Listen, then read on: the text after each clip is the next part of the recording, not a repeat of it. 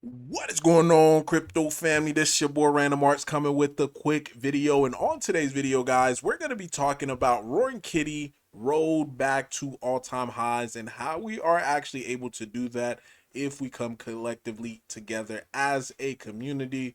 Then this thing could get obtainable by only having 866 people participate in this mint, guys. Again, I am harping super hard as far as like talking about the mint so that way we could burn more token, because not only does it take away tokens from the circulating supply, but it also is going to increase the price. So we're going to be talking about Roaring Kitty price after the mint, if some of these stuff happen. Again, this is a if or and type of scenario, so make sure you guys listen carefully in this video and also get active if you have not yet done so.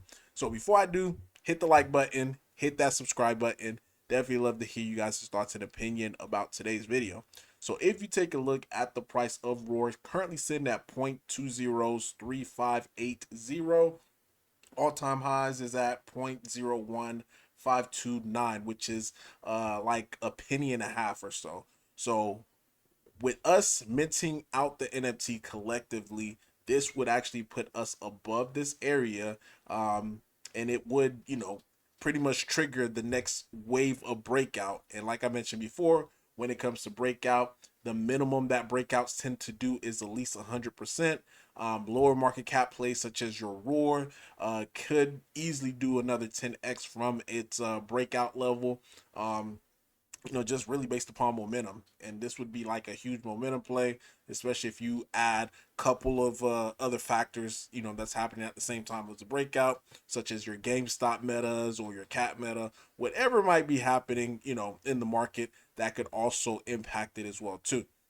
So let's get into the numbers so that way you guys can fully understand exactly how Roaring Kitty can get back to the all-time highs, and actually past its all-time highs via NFT mints. So first things first is you have to understand liquidity pool. Again, a lot of stuff that's happening with Roaring Kitty, it is centered around its liquidity pool. And we have, again, based upon other tokens, we have probably one of the best liquidity when it comes to token to ETH ratio. Even though the amount, some people might say, hey, it's actually a little smaller, but when it comes to how much was actually added onto the open market or added for, for price development, we have one of the best tokens out there, because again, all of our token came to be on the open market since day one. So it's not like anything was manipulated when it comes to that. So as it currently stands right now, there's 45.77 Ethereum in the liquidity pool. That's roughly $140,000. And the way that you calculate it is the 45.77 ETH.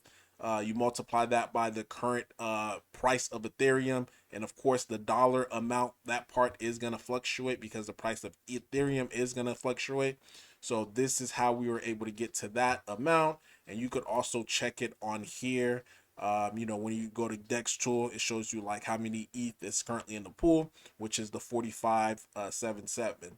Now, even throughout this video, if something changed, because it can change based upon buys and sells, but I'm just using it based upon what's currently happening right now. Now, in Roar liquidity pool as well, we have 39, pretty much 39 million Roar in that liquidity pool. That's available for anybody to purchase onto the open market. And again, you could see it right here on Dex tool, the 39.21 million. So this is where that number comes to be about. So the way that calculate price, and this is another reason why the price of Leash is down so low, is because so many tokens is getting added onto the liquidity pool, and by tokens getting added into the liquidity pool, it is going to cause the price of that token to go down. So this is why buybacks and burns is, it does the opposite, because you're buying the tokens from the open market from that liquidity pool.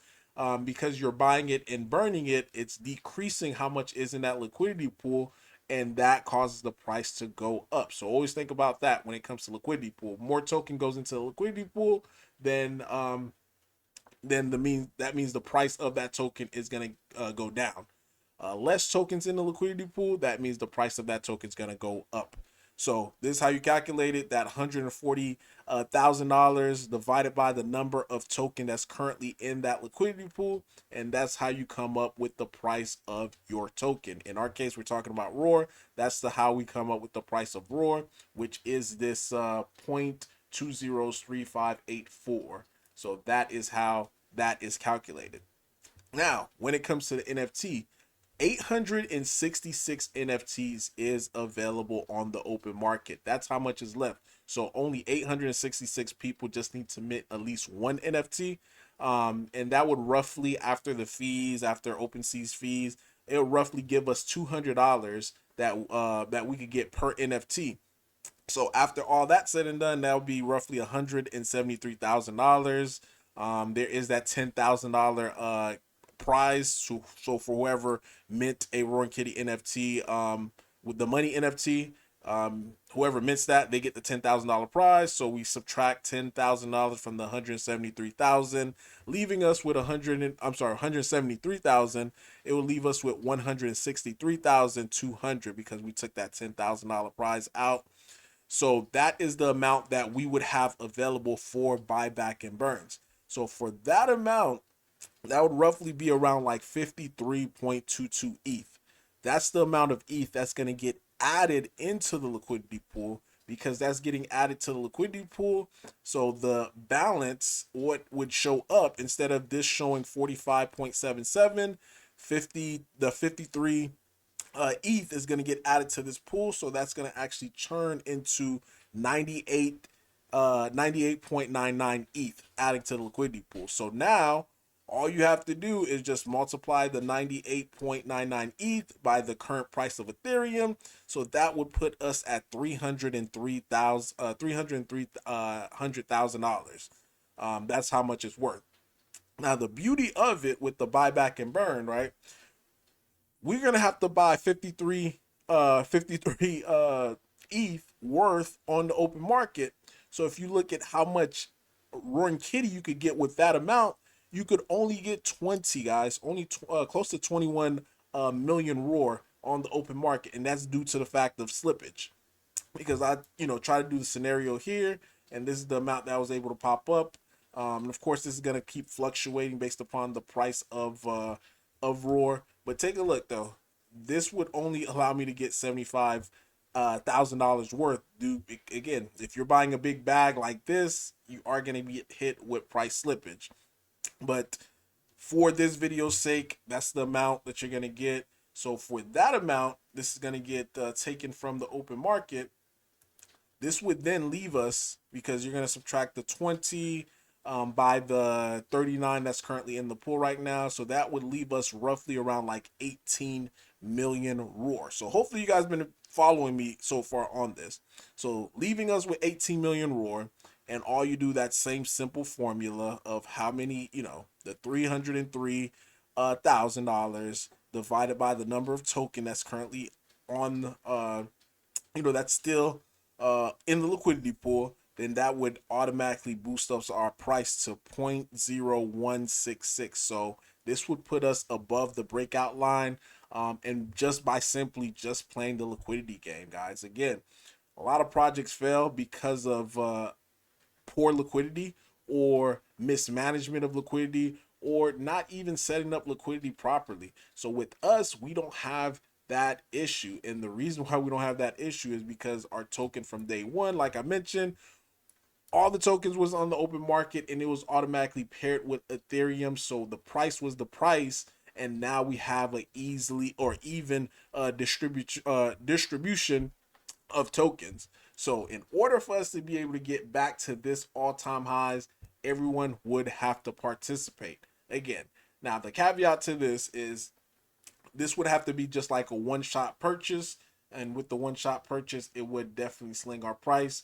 And keep in mind as well too is typically when you see big price boosts like that, people are going to want to take profit. People are going to want to sell, and do et cetera, et cetera. So but I thought I'll still just make this little fun video just to show you guys like how we could realistically get back to all-time highs. The way that I want it to happen, I want it to be like gradual. We get like 10, 15, 20 NFTs mint per day. So we're just gradually just buying it as the cheats start to sell, and taking their tokens, because that way we're able to get a lot more off the open market. And anytime someone sells, it is going to add more tokens back to the liquidity pool. So that's also the other caveat to that. But at least I wanted to make this video, wanted to make an educational video about all of this. Let me know though in the comment down below if you are excited about all-time highs for Roaring Kitty. Secret word of the day, since the video is more than 10 minutes, is all-time highs. So drop all-time highs in the comment section so I can see who watched this video all the way to the end. Random Mars guys signing off. Peace.